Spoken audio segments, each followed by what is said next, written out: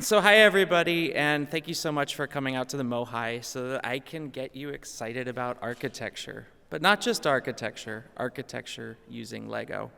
So tonight what we're going to do is I'm going to tell you just a brief version of my own personal story with Lego and architecture. I'm going to spend a bunch of time walking you through sort of the history of architecture using Lego. I'm going to have a short builder's guide so that hopefully you got excited by this and want to do a little bit of Lego architecture building of your own. And then lastly, I will walk through these sort of answers, so to speak, to the scavenger hunt, because I know a lot of people were having fun with that today. So my own story is, at least it starts pretty typically. There's a cute little kid laying on the floor with all of his Lego sets. I have a lot more Lego than that now. But when I was really young, I was really excited about city, which you can see here, space, and pirates, and some other stuff. But you might even recognize a few of the sets that are featured there from sort of the mid to late 1980s. And I actually did start building my own Lego architecture mocks, and mock is a word in the architecture or the Lego community for my own creation, something that I built of my own design. And I wanted to create one of these old-fashioned McDonald's restaurants using Lego bricks. And as you can probably tell from the giant toothy grin, I was really proud of it, and I continue to be proud whenever I make something cool out of Lego. So there was a gap between when I was building as a kid and young teen and when I started building again as an adult. In the Lego community, we sometimes call that the Dark Ages. But what got me out of those Dark Ages was the Lego Architecture series. And these were initially quite small sets based on real buildings that you could recreate using the instructions they provided and learn a little bit more about architecture. And I really enjoyed them, but I will fully admit that I kind of built the models, put them on display in the house, and then I moved on to other things. The thing that kind of piqued my interest in a new way was the Lego Architecture Studio set. And this was a set that did not have formal instructions. It just gave you lots of white and transparent, clear parts and inspired you to try to build your own creations. It did come with a book, but the book had relatively simple prompts to encourage your creativity, like build a model with symmetry or with repetition. And I felt like I had sort of maxed out on what that book had to offer pretty quickly, and I wanted to keep going. So I challenged myself to do 30 architecture or architecture-adjacent projects. And yeah, I call it a 30-day challenge. It took like a little longer than that. But the idea was that I really did do 30 different projects. And many of them, and most of my favorite projects, were when I would take a specific style of architecture and I would do a very little bit of research to learn a little bit about it and try to create something small based on what I learned. And two examples here are the shed style of architecture on the left, and in the lower right, Art Deco, trying to figure out how to recreate those forms with these bricks.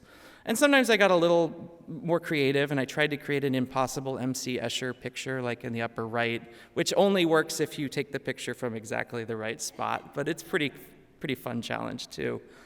And eventually, that early project, that 30-day challenge, and the desire to explore architecture led to me wanting to tell that story in a more formal way. And I ended up writing the book, The Lego Architect, which teaches you about 7 architectural styles. There are photos of real buildings, there's photos of amazing Lego models, and there's instructions so you can build some small models of your own. But it is really important for me to recognize that most of the cool models featured in the book are not models I built, and it really is a celebration of the amazing things built by the Lego architecture community, and I'm really appreciative of all the people who were excited to be featured in the book so that I could help share their work with others. I've continued to work on stuff since writing the book because it actually came out almost 9 years ago now.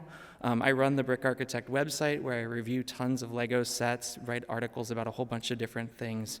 But a couple of my more durable projects are I've created a sort of a selection of almost 2,000 labels for different Lego parts. And if you go into the homes of some of the most serious Lego builders in the world, many of them are using my labels on their drawers, which is quite cool. I also created a Lego storage guide, and it really does scale from families with very small collections all the way up to what you do if you have 1 million Lego pieces in your house. And yes, there are people that have 1 million Lego pieces in their house. And then more recently, I've been poking at this new concept of a Lego parts guide, which is a more interactive way of learning about Lego parts. Because when you're building something, sometimes it's hard to find the right piece to solve a technical problem. And another recent challenge I've had is trying to figure out how to raise another generation of Lego and architecture lovers. This is my wife and my son Henry some years ago now, taking him to an obscure but really interesting church by Le Corbusier in the middle of nowhere in France. That's what we thought we should do with our 1-year-old. And more recently, he has blossomed into an obsessive Lego fan of his own. His birthday was recently, and he just wanted all of the Lego space and all of the Ninjago sets he could possibly get. That's all he wanted, and he got some. And this is us this summer on the roof of the Lego house in Billund in Denmark, which is where the Lego company is headquartered. It's an amazing museum of Lego's history, essentially, in the basement, and then there's project areas all around the rest of the building, and he loved it. So here's the bulk of today's conversation, and it's a relatively brief, but hopefully pretty thorough history of architecture using Lego. Now, before we do this, I want people to understand the fact that when we talk about architectural styles, I want you to kind of understand what that means. And each architectural style is, to some degree, a caricature of the main sort of architectural trends or themes at a specific moment in time. And each of these 7 styles are the ones featured in my book, things like Neoclassical or Modernism or Brutalism you may have heard of before. For this presentation, I'm just going to expand the frame ever so slightly, going further back in time a little bit to talk about Gothic architecture, because it's really cool, and also to talk about some emerging trends in architecture that I think are really interesting to think about. So that does kind of beg the question, why would architecture change over time? Why are there all these different styles? And the answer is that essentially the world is constantly changing, and that pressure results in the need for architecture to change too. Some of those common changes are the advent of a new technology, a new way of building, or maybe a new material that we didn't have before, making a new type of building possible. We also have the possibility of different cultural or societal goals putting pressure on architects to build in a different way. And then we have architectural style changes that result in a direct reaction to the style that preceded it. Architects trying to do something intentionally quite different than that before them, or in some cases actually going back in time and sort of revisiting a style of the past. So the first style I want to talk about is Gothic. And if you think of Gothic architecture, you're probably thinking of a massive cathedral in Europe, and you're absolutely right.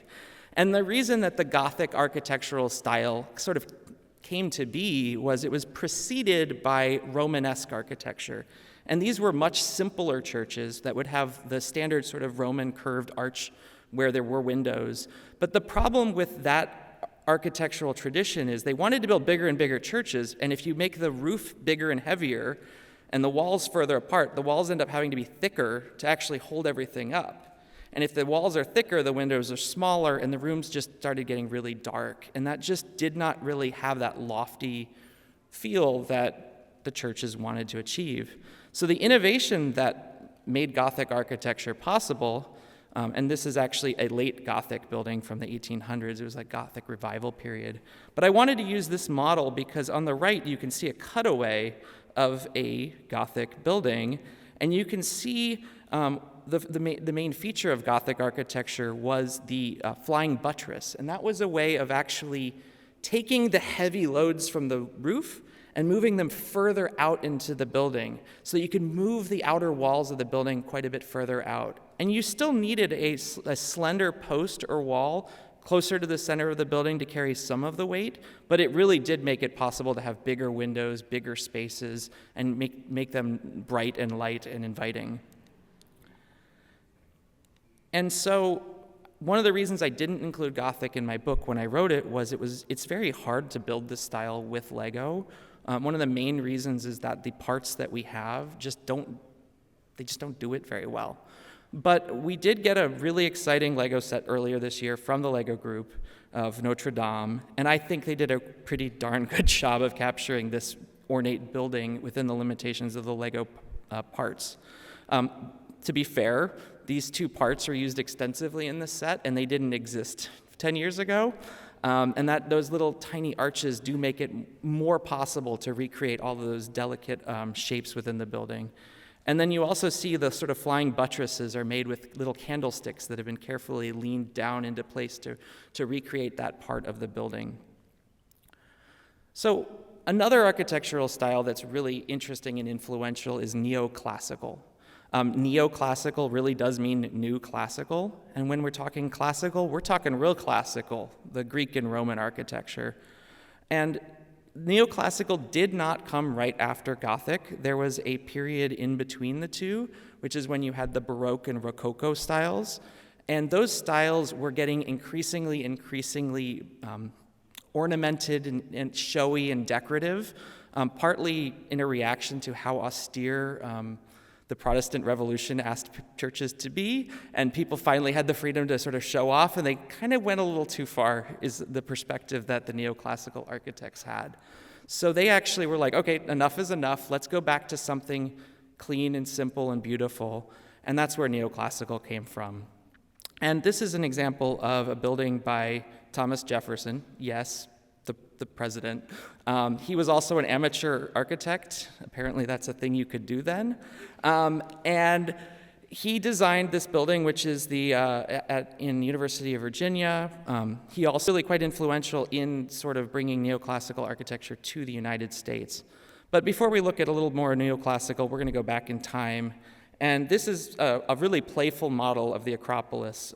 It's actually by the same person who built all the skyscrapers we were in the gallery.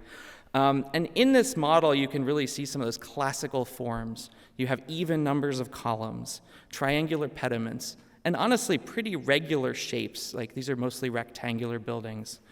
And this is actually based on another Thomas Jefferson building, which is Monticello, his home. And in this model, even though it's been simplified a lot for use in my book, you can really see a lot of those sort of key classical architectural elements coming through. You have an even number of columns, and by having an even number of columns, you actually have an odd number of spaces between the columns, which means there's like one middle spot, and that often is the entrance to the building. To make the entrance even more inviting, they would often put a triangular pediment on top of it. And that sort of frames the entrance to the building. Sometimes you'll also find a big domed roof. And sometimes on the corner you'll find what's called rustication, and that would be big chunks often of granite, sort of staggering their way up the corners of the building to kind of frame the building in and to provide some structural support on the corners. Moving quite a bit further forward in time, we hit the Prairie style of architecture. And the Prairie style of architecture is almost synonymous with Frank Lloyd Wright. He basically invented this style, and his goal was to create a uniquely American style of architecture that was sort of an homage to the vast open spaces of the American West. And one of the things that he thought was really important was to sort of emphasize the horizontal. These buildings hugged the ground. They had large, exaggerated horizontal lines like the roof here on Roby House. And these are two different buildings that were built early in the Prairie period, and actually they're built at about the same time. The one on the top is a home, a very, very beautiful home in the Chicago area. But it's not super decorative, it's just really crafted, and the proportions are very intentional, and you have this rhythmic repetition of windows of the same size. And inside you will find that even if the building is relatively simple in its decor, it's just the finest craftsmanship, just beautifully built. And it's trying to create a different kind of emotional feel of a new American architecture. And then on the bottom, you have a completely different building, although it was built at basically the same time, and that was a church, but no steeple, very square, very low to the ground. And unlike Roby House, it's actually built with extremely economical materials. It was mostly concrete that was poured right there on site. But the thing that's magical about that building is that you go inside and you see how light moves into the building through these high windows, and it creates a really intimate space, which is really, kind of intentionally different than many churches that came before. And Frank Lloyd Wright had the opportunity to keep building for a very long time and sort of expanding on this Prairie style and experimenting with it. This is Taliesin West, which was his home and studio and, quite frankly, like experimental workspace in Arizona. And this is in 1937, so quite a bit later. And he had the ability, because of his fame, to bring a bunch of apprentices under his wing. And many of those apprentices were not just helping him explore the architectural ideas, but literally he used them as the labor to build a lot of his the campus. So I don't think that's something you get away with now, but this was the Depression, and he was able to really get away with it. So, and this is another good talking point when in terms of like how architecture is not a single linear thing. Because the Art Deco period is happening at much the same time as what we were just talking about with Prairie architecture. And Art Deco represents probably one of the most important inflection points in the history of architecture. And the reason for that is that we're in the Roaring 20s, there's lots of money, there's aspirations to build taller and taller buildings, and we finally actually have the technology and materials to do it. So they're using a lot more steel to create this structure to build higher and faster. But they're still using relatively traditional materials on the building exterior, so like stone or brick predominantly on the outside, despite that sort of structural core that they're developing.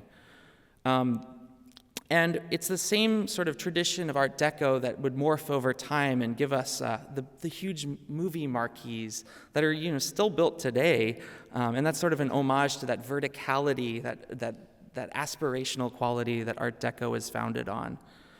And Art Deco also had to evolve with the times, and this is a expression of a later Art Deco building, which would have been made with much more economical materials because we're, in the 30s, Depression era.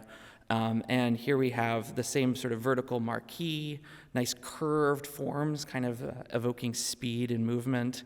And I just love this side-by-side, that real building and the way that the Lego artist was able to capture it so effectively within the limits of the Lego colors and parts. I don't think that there's any architectural or, quite frankly, design moment that is more revered or people are frustrated by as the shift to modernism. And modernism is a lot of things. It is a technological evolution. It is absolutely a reaction to previous styles. But the best way of capturing it might be Mies van der Rohe himself, who was quoted as saying, "Less is more." And there's a lot of ways to interpret what that means, but the sort of spirit of it is you don't need a ton of decoration. You don't need a ton of fancy stuff. A nice, clean, simple environment is a richer place for living. At least that's the sort of underlying concept behind modernism. But there's also a really critical technological innovation that happened alongside modernism. And we were just talking about the new materials being able to build Art Deco taller buildings, but modernism takes us much, much further. They realized that they can completely separate the exterior of a building from its structural core. So they can build the core of the building really, really fast, and then the walls are literally hanging from the side of the building like a curtain. They're adding nothing to the strength of the building. And that allows them to build buildings much, much quicker. And if you look at modern buildings, any modern city, you're going to see the same thing. If you look at it, the top 3 floors, there's no walls on them yet. And one of the earliest sort of explorations in this curtain wall and modernist movement was the Bauhaus school in Germany. It's really simple and plain compared to what you would have thought of other contemporary architecture styles at the time. And those large bays of windows are only possible because they're not carrying the weight. The weight is held by steel beams that are a little bit recessed from the windows. And this is a slightly newer modernist building from the 50s. And I'm showing it here to just show a little bit of how there's lots of different ways you can capture a building in Lego. The one on the left is a really intricate recreation with a little bit of foliage and beautiful colors. And the one on the right is a really, really stripped down building to capture the sort of the essence of the building and talk about like just its basic shape. So brutalism evokes a lot of things for people. I certainly, when I first heard that term, assumed it was because these buildings are hulking, brutal structures. And they may be, but that's not actually what the term comes from. What brutalism really stems from is the phrase béton brut, which is the way you describe raw concrete. And Le Corbusier was the first to really play with this medium, actually quite a long time ago.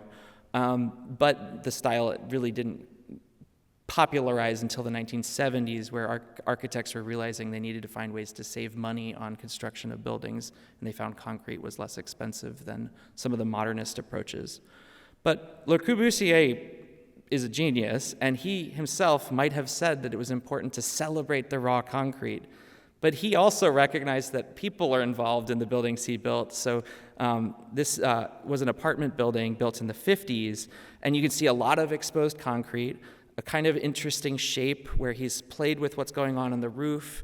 He's moved some of the functional elements like the heating into the middle of the building and raised the whole building up off the ground a little bit to just give it a little bit more breathing room, I guess. But the apartments where people live, he decided to just put little splashes of color, so each one would get its own unique color to break up the sort of monotony of all that concrete. And that's why this is often considered a really exceptional example of the style, because he was playing with it a little bit. But my favorite story of all when it comes to the intersection of Lego and architecture has to be Habitat 67 in Montreal. And I don't know about you, but when I see that, I see literal stacks of Lego bricks. And that's because it was. The architect actually bought all the Lego in Montreal because he was trying to build the different prototypes using Lego bricks on his table. And he was quoted as saying the 2-to-1 brick was perfect for doing these cluster studies. And that looks like a bunch of, well, actually not 2-to-1, it's the 2x4, the classic Lego brick, which has a 2-to-1 ratio, just stacked on top of each other.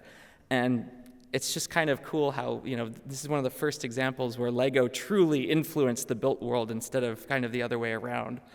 I really like talking about postmodern architecture because, to be frank, a lot of people hate it. I was sort of skeptical about it when I started learning about it myself because especially something like this seems kind of garish. But postmodern is a really interesting architectural style because, again, it was really intentionally reacting to what came before it. And what came before it was brutalism, which is blocky and kind of intense, and modernism, which is pretty straightforward and simple. It's not very ornate or decorated. And the postmodern architects wanted to find a way to create a more expressive, more human architectural style. Now, the challenge for them is that they're working for clients that love modernism because modernism is relatively inexpensive to build and it has lots of space inside to put your employees. So the postmodern architects figured out how to work within that constraint, and essentially, inside of most postmodern buildings is a structural core, and then they've just applied a more decorative exterior to it. So a lot of the details that were very structural in something like neoclassical architecture would become ornamental at this point. So one story here is that postmodern architects were in no way, shape, or form the first to try to strip down ornamentation and create simpler architecture. And if you see this sort of progression here, with neoclassical architecture, you've got the triangular pediments, and you've got chunky round columns that are really holding it up. The fascist architects like Albert Speer, they were still holding on to some of those structural design aspects of the neoclassical trend, and they knew that even as they were building a new regime, they really the world expected sort of neoclassical style things for large grand civic buildings. So they just stripped it down. They made it a much more simplified version. And that is actually very similar to how postmodern architects borrowed from the past, simplified, and created their own new architecture, like the one on the right. The only difference with the postmodern architects is they were living in an increasingly corporate world, and they might put something on the top, like a nice big spot to put a sign, and like a Starbucks logo would fit in just fine. So, I mean, I think we have to all recognize that the world is slowly changing. So, the high-tech architecture is the last one that I talk about in my book, and it really is characterized by a single major technological change, and that is the mainstreaming of computer-aided design technology. That made it possible to make much more complicated and interesting shapes than was ever possible before, such as this crystalline structure that looks like it's just grafted onto a much older building. But when we talk about high-tech architecture, it really does break down into sort of two different philosophies and two different approaches. On the left, we're seeing deconstructivism, and this is the really sculptural architecture that's made famous by Frank Gehry, for example. And these complex shapes are really only possible with computer modeling, and the function of the building is often quite distorted from its form. The high-tech approach to modernism is actually kind of the opposite, where the high-tech modernists were trying to show off how the building was built even more than their predecessors. So instead of building the building and then covering it in a curtain wall so you couldn't really tell how it was built, they wanted you to see exactly how it was built. And the Centre Pompidou is an amazing example where they've put the escalators, the stairs, and even on the back of the building, you'll find the sewer, water, and electrical as big tubes running on the building's exterior. And they're really kind of showing off how the building works in a way that it's always historically been hidden. When I want to talk about high-tech architecture, I do want to start with the Sydney Opera House.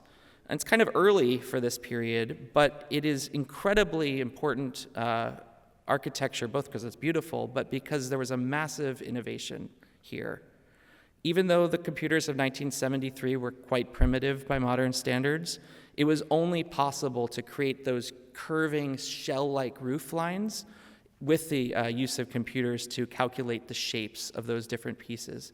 And those were not formed as one big piece. They were actually formed as ribs that were made off-site and then brought to the building location, and I believe they were epoxied together to create this huge, continuous-looking shell shape. And again, without computers, it's just not possible. So another sort of a couple examples of high-tech architecture. I love the one on the left because it's a building that kind of looks like someone stacked a bunch of bridges on top of each other. And that's basically what they've done. They've taken advantage of how trusses are extremely strong, and they've built several of them into the building, and instead of hiding them inside, they put them on outside to celebrate how the building is built. And then on the right, we have a building by I.M. Pei. If you think about different shapes, a triangle is the strongest structural engineering form because it can't flex or bow. So he just decided to celebrate the triangle by making the entire building's exterior out of triangles and sort of running them all the way up to the point at the top of the building. And it's kind of fun when you can see how a building is built just by looking at it. And then there's one architect that has somehow managed to marry this more structural approach to architecture as well as a more like sculptural approach to architecture, and it's the works of Santiago Calatrava. He does have an unusual background. He didn't study architecture. He was a structural engineer. And then he started doing some then he started doing some bridges, and then he had the opportunity to build some buildings. And they just look like they soar, the way you can see how they're built, but they're still curvy and interesting shapes. And it's just quite a cool evolution of architecture. And then they have to close the wings. So I want to talk briefly about emerging architectural styles and trends. I'm not even going to try to give these architectural trends names yet, because one fun thing about architecture styles is the names don't settle down until quite a bit after the trend has sort of cooled off. So this first building I want to show, even though it's not that tall of a skyscraper, it's one of the tallest wood buildings in the world. It's built with what's called mass timber, which is a way of replacing the concrete inside of the building with laminated segments of wood, and you can create still pretty tall and really strong buildings using almost exclusively wood. And of course, wood, yes, you do have to cut down trees to get wood, but it is a renewable resource, and we're trying to find ways of using more renewable materials to build things. So a couple of the trends that are interesting is building on that. It's the question of how do we create architecture from scratch, but that's more sustainable. And this is a really beautiful building that is completely covered with plants. And if you think about the advantages of that, you obviously can create more oxygen because plants do that, but you also are creating a building that has something of an insulation of the plants, and that will actually make the building cooler. So this is one of the things, is to try to incorporate literally more green in buildings. And another interesting trend that has always been kind of true is the desire to take an old building and repurpose it for something new. But this has really picked up steam in recent years, and there's some really creative examples of taking old things and adapting them pretty significantly to meet a completely different need, such as Battersea Power Station, transitioning into a headquarters for Apple employees to work and a giant mall. Those are pretty different uses, but all of that existing brick and stone, it can be reused without having to tear it down, and all they have to do is add sort of the interior walls. So sort of to recap, I wanted to just quickly walk through what some of those changes over time were and what were the catalysts. So like with the Gothic style, it was that advent of the new technology of flying buttresses, which made a new type of architecture possible. And then Neoclassical architecture, it was certainly a reaction to some previous styles, but it was really mostly about revisiting that which had happened in the past. And when we talk about the Prairie style, it wasn't as much about new materials as it was about creating a new type of architecture, new goals for what architecture could be.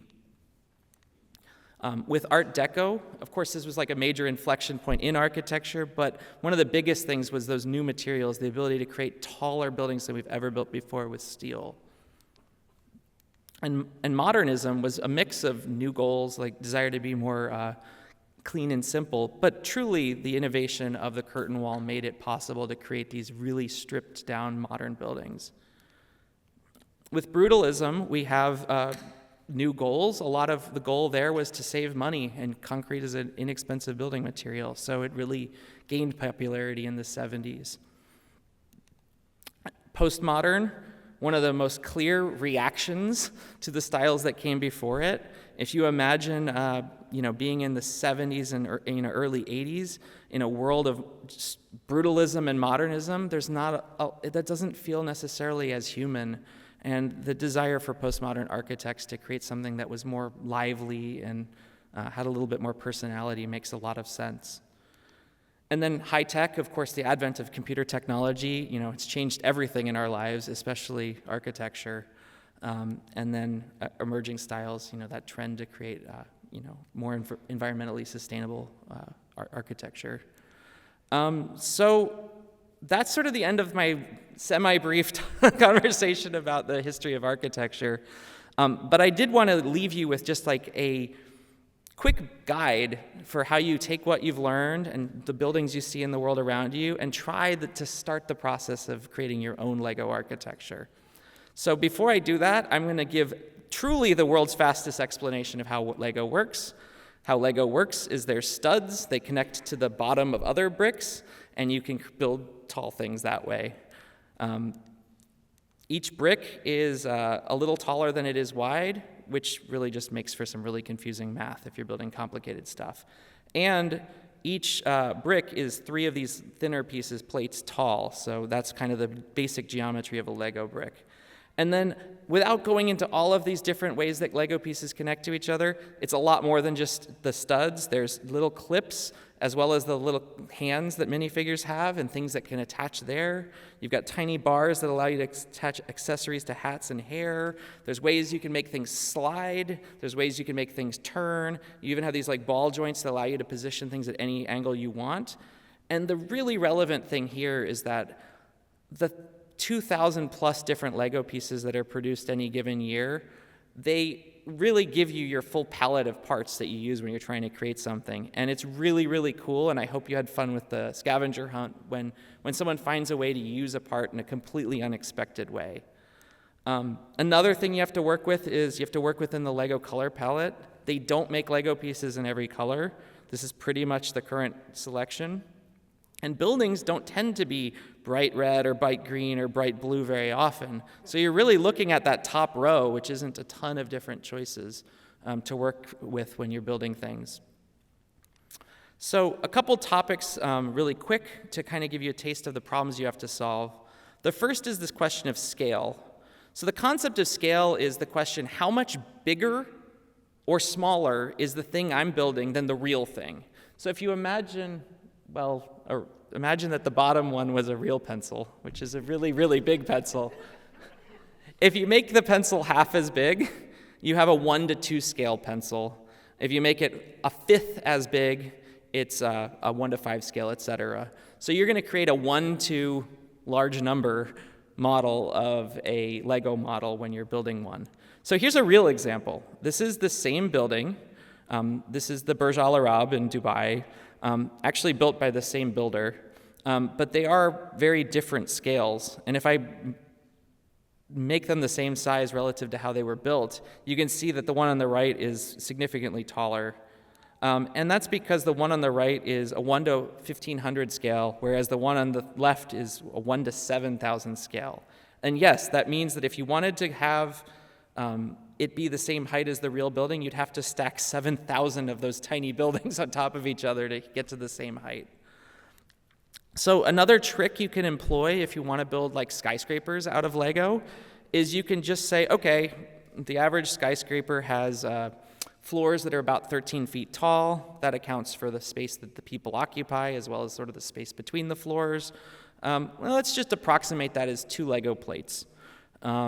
And when you do that, you end up with a scale of 1:650, which is not the scale for the models here on display. These are actually a 1:200 scale, which is significantly larger.